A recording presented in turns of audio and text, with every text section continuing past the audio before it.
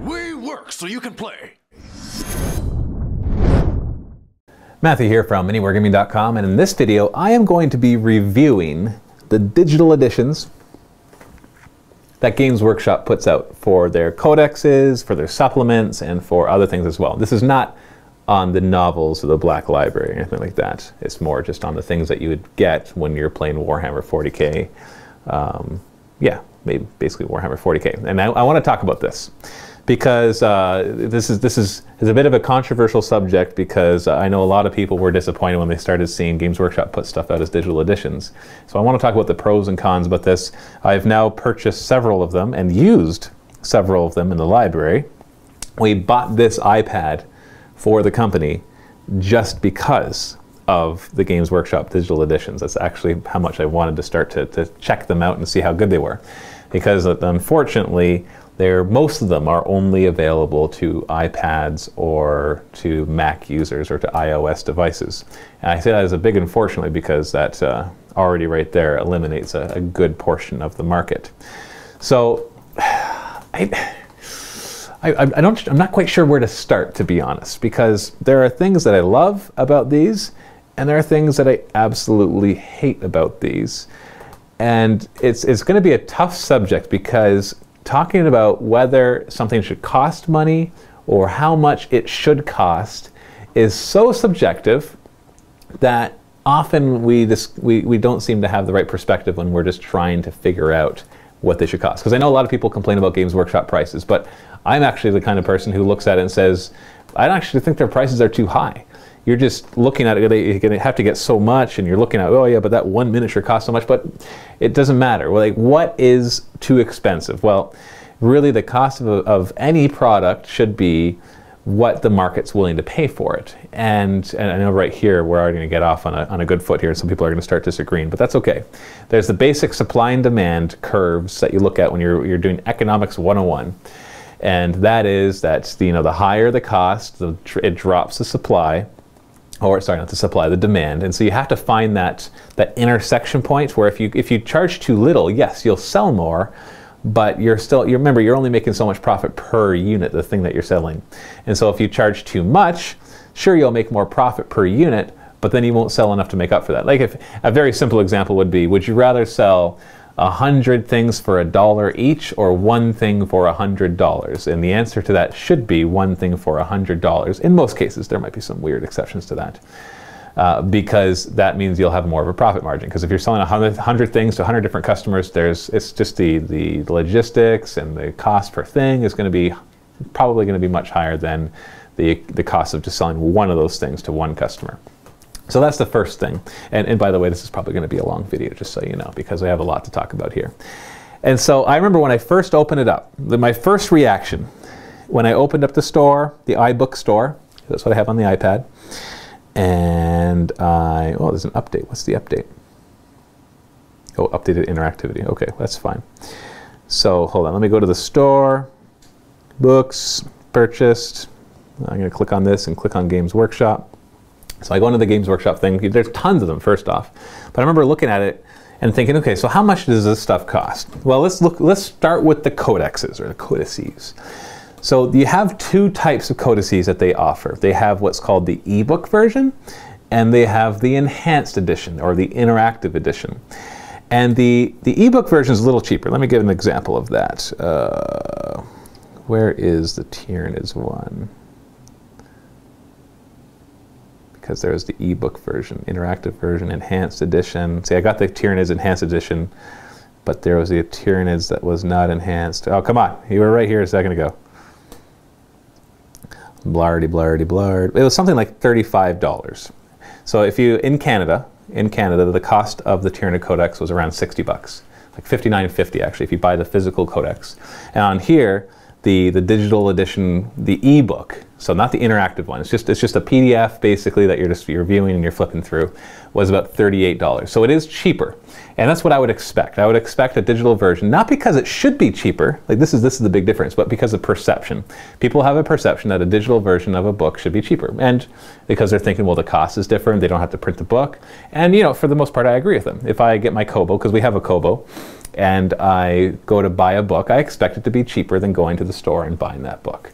And that's the advantage of having the Kobo, right? You pay the money for the Kobo, and then you get all these books a lot less expensive, and you're able to keep them all in the same place, and so that's good. So that was good.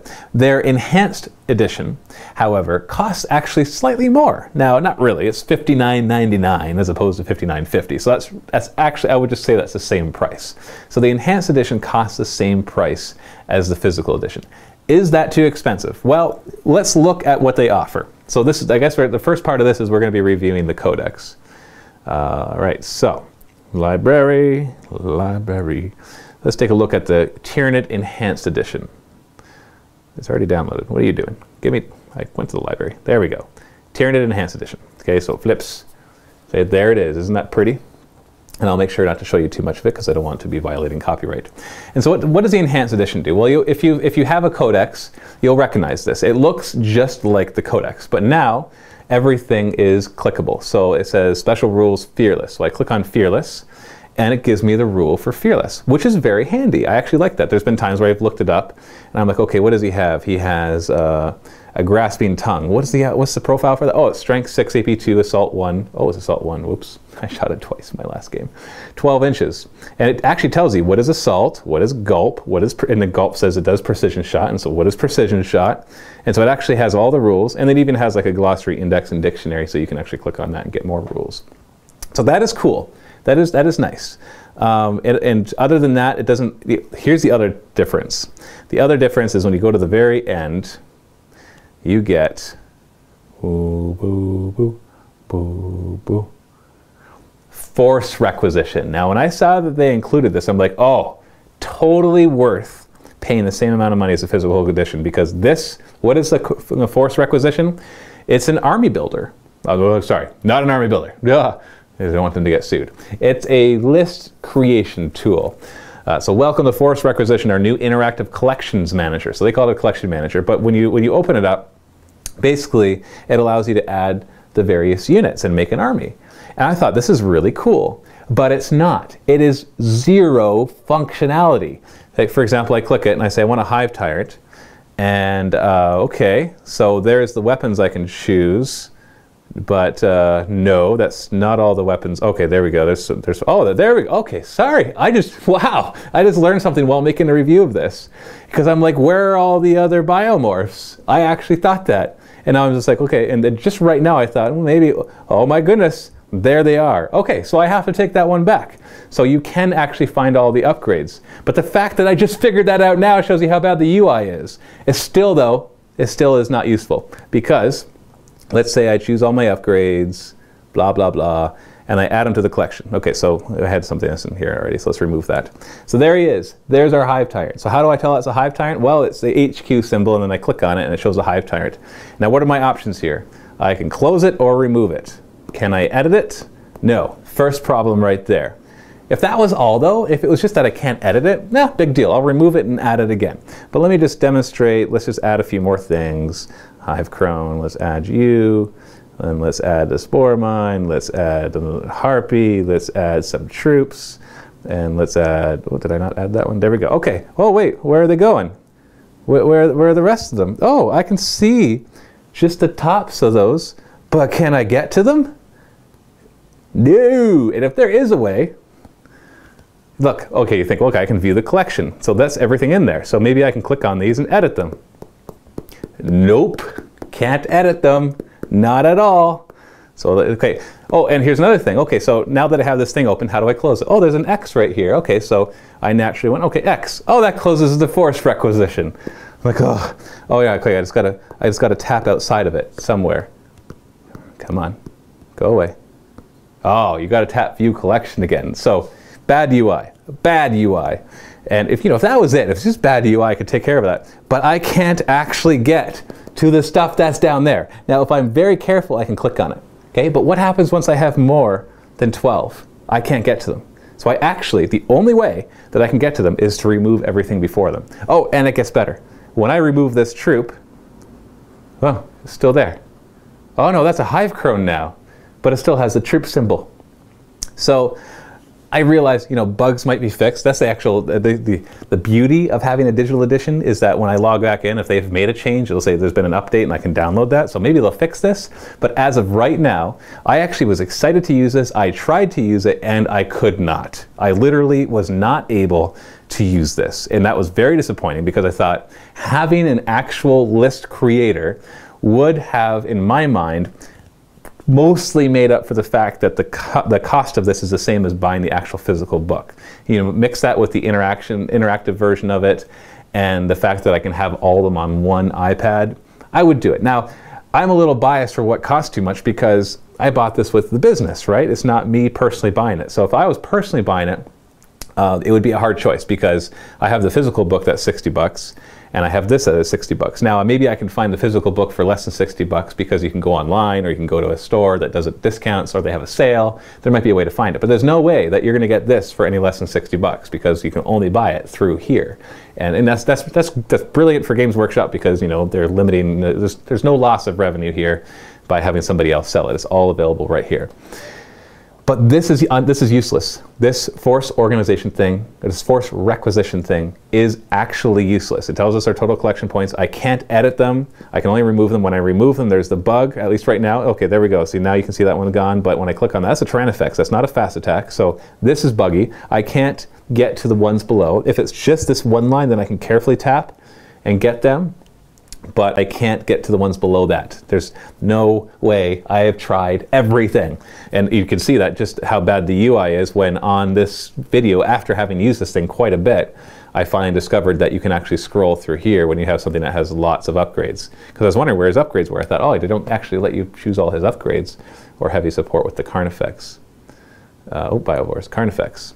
So yeah, so now I know I can do that. That makes this actually a little bit more useful. But as soon as you make a mistake, you know, it's not a big deal if you make a mistake while you're doing the first few.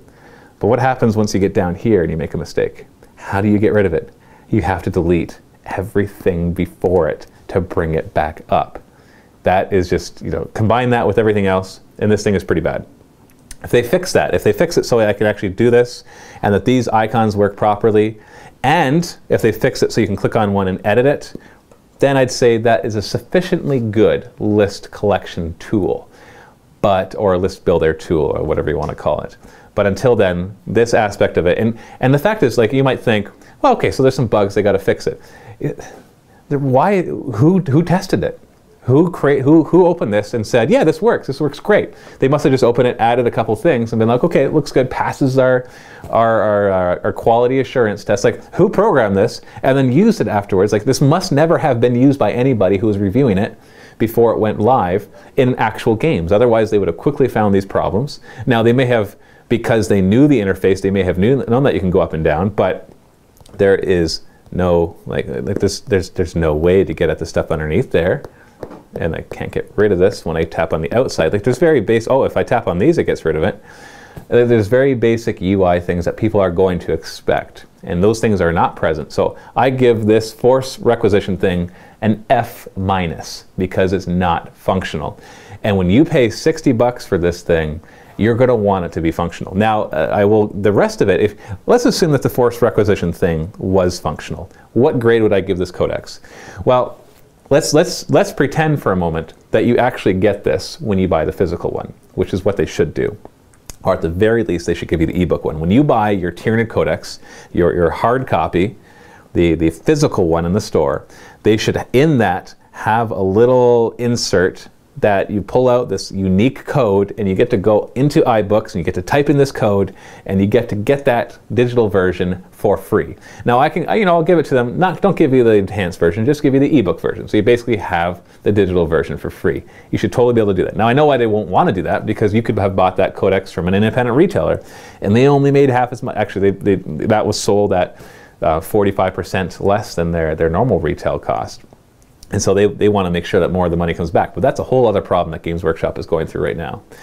So I'm going to leave it to you to decide if it's worth it for you. I know myself, just being kind of like, I like to get everything I can, I end up buying this kind of stuff. But in my case, like I said, it's the business buying it. And so it's easier for me to be like, yeah, fine, I'll get it, $60. You know, when you're dealing with on a business scale, that's not too bad. But if on a personal collecting scale, like that's It's a lot of money. I'd basically have to choose between the physical and the digital when I'd want them both.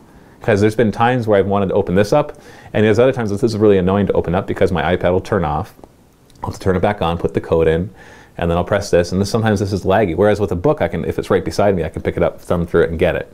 So it'd be nice for me to be able to have both. So, you know, at this point, you're thinking, okay, maybe it's not so bad. Maybe, okay, I like the idea of the digital editions. And the codexes, at least the ebook version, I believe most of them are available for Androids and stuff as well when you go to the Black Library website. But let's talk about some other stuff that you can buy for them. Let's talk about, for example, the Munitorum. So let me go back here. I don't want to, like I said, I don't want to show you too much because there's copyright infringement there. But I want to show you this. This is the Munitorum chainsword. This costs $2, $1.99. And so I thought, I'm seeing all these, there's tons of these Munitorum little books. They're $1.99 each. Maybe there's one that's a collection of them, doesn't matter. They're $2 each. Heck, if they're $1 each. And there's like one for chainswords, one for bolters, one for plasma, or there's a bunch of different ones. And so I thought, I wonder what those are. There's no way that they're just going to have this tiny little ebook that talks about a chainsword. It must have like extra rules that you can then use in the game. So I get the chainsword, and it's not. It's just page after page, and really, it's like it says, you know, it's 24 pages, but you can kind of see this big print. It's more like a pamphlet that tells you the history of chainswords. And then there's one page that gives you the stat line for chainswords. And I'm like, now I totally get that sometimes you buy books just for fluff. I like that. But $2 just to learn about chainswords? Like maybe if there was one book that was like a full book that talked about all the weaponry of the Space Marines and Imperial Guard, because there's a lot of stuff there. Maybe even all of 40K. Maybe I'd spend $30 on that. But for just chainswords, like, and then, okay, then we have another problem. Here's Bellicor, the Dark Master. So we open this up. And so what is this? The Bellicor, this one cost, I hope I don't get this wrong, I think it was around $15. And so what is this? Well, Bellicor, blah, blah, blah. I'm just going to go fast so you can't really see. Introduction. So basically what this is one data sheet for Bellicor. So it allows you to have the stats for Bellicor. And Bellicor is like a Demon Prince or something for the Chaos Space Marines. I know, you don't know who Bellicor is. It's like, I don't care. It's chaos. Dave would care more. And so that's it. It gives you fluff. It gives you a few pages of fluff. And then it gives you his stats. And that is it for like $15. Even if it was $10. Heck, if it was $5. Like, really. I don't get that. I really don't get that. Now, moving on. Let's look at something else, something that really interested me. We got a couple things here. We got Altar of War Tyranids. And what is the Altar of War? The Altar of War is more missions for you to play. And these are all around the same price, around the $15 to $20 mark. And so this contains 6 new missions for the Tyranids. And some fluff, which is kind of cool. And I love new missions. You've actually probably, if you've been watching our battle reports, you've seen maybe one or you've seen a couple of them. And we played a couple of them, and they're really unbalanced. Like, they're kind of, a couple of them are rather laughable. They've given me really cool ideas, because we're doing a Tyranid Necron campaign right now, and they've given me really cool ideas for that. So I have to give it that. I like it. I like getting these because they give me ideas to make new missions. These missions are almost laughably unbalanced. And I know, like, when you're just playing these fun scenarios, you're not necessarily looking for full balance, but you're still looking for a good game. And in both the games that I played with them, one of them really, really favored the Tyranids, and the other one really, really favored whoever wasn't the Tyranids in the other ones. And that was just a couple of them. And so it was just kind of weird. And on top of that, so going back to the library and opening up Tyranid Vanguard, Rising Leviathan. So this is the big one. This is where people will have the biggest issue, I think. Hold on, let's go to the table of contents. Let's go to the very beginning just so you can see a nice picture of this book. So basically what this is one of 3 installments. This is $19 or $18, by the way, of allowing you to play with your miniatures in different ways. So they introduced formations that you're allowed to use in a regular 40K game. In this case, this is the Vanguard one, so they introduced formations for lictors and gene sealers, gargoyles, and spore mines, so the Vanguard of the Tyranid fleet. Really cool stuff is in here. And I remember opening it up, and I was like, ooh, $18 just for a few formations? And I open it up, and there's some cool fluff, which I always love. And then I get to the lictor formations, and there's 2 of them, and I'm like, oh, I want to buy 7 more lictors. I've only got 3, I need 10. Plus I need a Death Leaper. And then I'm like, why is this, okay, at first, this is where it's hard. I'm like, why are they charging for this? Why is this not available on their website for free? Now, that is a whole other thing. Should a company charge for the rules, or should they be available for free? You get War Machine and Warhammer, they charge for the rules. They do not make them available for free. And then you get Infinity, who you can buy the rules, but they're all available for free online as well. And so you can have the hard copy rule book, but they've got them all online. They actually go as far as to have a wiki that combines everything, and it's fantastic for actually referencing the rules. So as a player, I prefer Infinity's style where it's all available online. But obviously as a company, you have to kind of weigh the pros and cons of that. For example, with this one, when I opened it up and it made me want 7 more lictors, see, that's what you're pushing. And you can't tell me that those 7 lictors are a really low profit margin. They have good profit margins on their miniatures. In fact, I believe it's something like 80 to 90% when they sell them at retail price. They're about that's their profit margin. So very good profit margins. And so these are the kind of things that get you more into the game. And if there's one thing that'll keep a game alive and running well, which 40K and fantasy are struggling with, as you can see from their financial reports, and just comparing to just going into a lot of stores now, you're starting to see other games gaining popularity. It's you need to give people more ways to play them, and selling supplements is fine. Like it's not a bad thing to sell this. I'm not saying it is. It's more like it's $18, and I know it's one of 3. They've already told me we're going to come out with 3 of these, and this is the first one, and it's $18. So I'm like, okay, I paid $60 for the codex, physical, and then I paid $60 for the digital one. And I know I could just choose one or the other, but okay, let's just say I just get one, $60. And then there's going to be 3 of these for $18 a piece. That's almost another $60 to expand on that army. Now, I'm going to buy them, and if I was doing it personally, I probably still would buy them because I just love that stuff so much. But there's 2 major issues here. One is that by charging a price, especially a high price like that, you're going to have people be like, no way. 2, they're only available on iPad and Macs. And that does, while a lot of people do have iPads now and iOS devices, a lot of people don't. A lot of people. Like I went out and bought this iPad because in order to get these versions, you had to have an iPad or a Mac. You can get like the ebook versions on your iPhone, but like it's small. Like seriously, you're gonna read stuff on that. That's gonna be hard to reference things quickly in a game. So they're really maybe they're planning on coming out with Android versions, and that would be great. But right now they're really limiting who can buy these, which means they're limiting the purchases of these models. And I'll tell you, we're playing this Tyranid Necron campaign is making me want to buy all sorts of Tyranids. That's what gets people to buy more, is giving them more ways to play, more ways to interact with your game. So I have mixed feelings about this. That's what I can really say. When I first got it, I was like, this is stupid. Why are they charging $18 for this? Now that I've played a bunch of the games and stuff and I'm enjoying my Tyranids more, I'm glad to have these supplements because they help me to design missions and scenarios for a campaign. They give me some good access to certain questions that maybe I won't be able to find really fast in the book.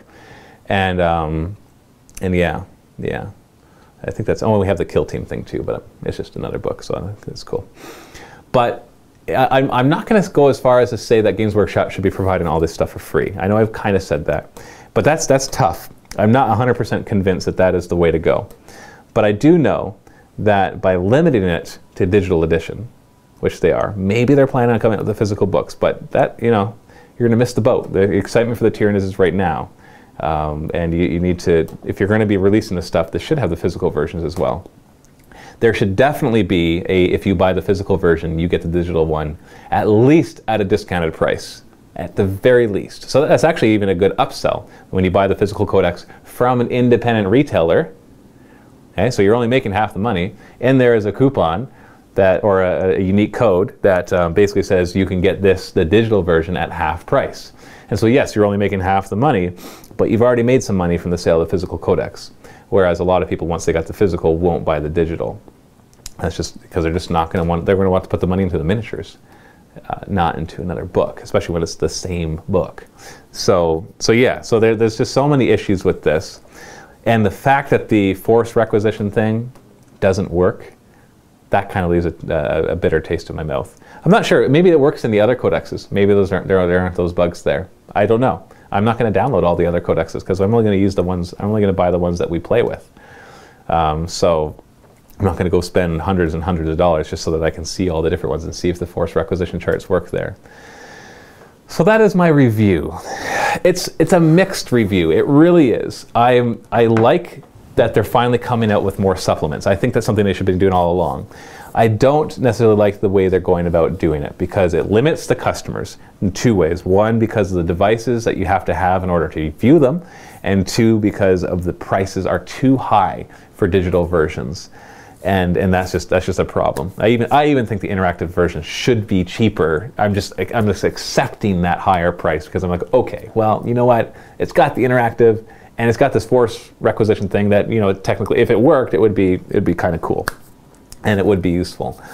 But it's just, you know, it's just something about it. It's just not working. And I think that it's not going to help them. I don't think it's going to help their sales. I think it's going to hurt them more than it would help them. Because there's a lot of money they put into making these. I know like the ebook version of the codex isn't necessarily a lot of money to make that because they've already got a digital version. Like when they create the codex, there's already a digital version. That's what they send to the printers. And so they can just take that and modify it. And I don't know a whole lot about it, but I know it wouldn't be tons and tons and tons of money to take that digital version and turn it into the ebook edition. Just the one, not the interactive one. The interactive one, yeah, that would take a lot of work, but still. At the scale that they're working, it probably isn't even that expensive to make. And then these supplements, those are going to be where the money is spent, and you can tell because they're clearly not balanced or play tested, and which means that they had to not put tons and tons of resources into it. They had to just kind of get these made. In fact, some of those missions from the Tyranids are almost directly from the Battle Missions book that they released years ago. Like I recognize them because I bought the Battle Missions book because like I said, I love those extra scenarios. And in the Battle Missions book, there was 3 extra missions for every army. And they pretty much took the 3 from the Tyranids and put it in there and modified them slightly. And then added 3 more, 2 of which are just baloney. And they don't really work, like at all. They're cool. There's some cool ideas there, but they're just, one of them is really, really weird. So that's why I'm saying, I'm like hesitating to be like, these are bad. And I'm definitely not going to say these are awesome and they wonderful. If these were all like PDFs that I could download off the website, I'd be raving about them all. But that's easier when something is free to rave about it. And if they were a physical book on the bookshelf that I bought, that would be easier to rave about them as well because having something in your hand just feels different and it would be worth those prices.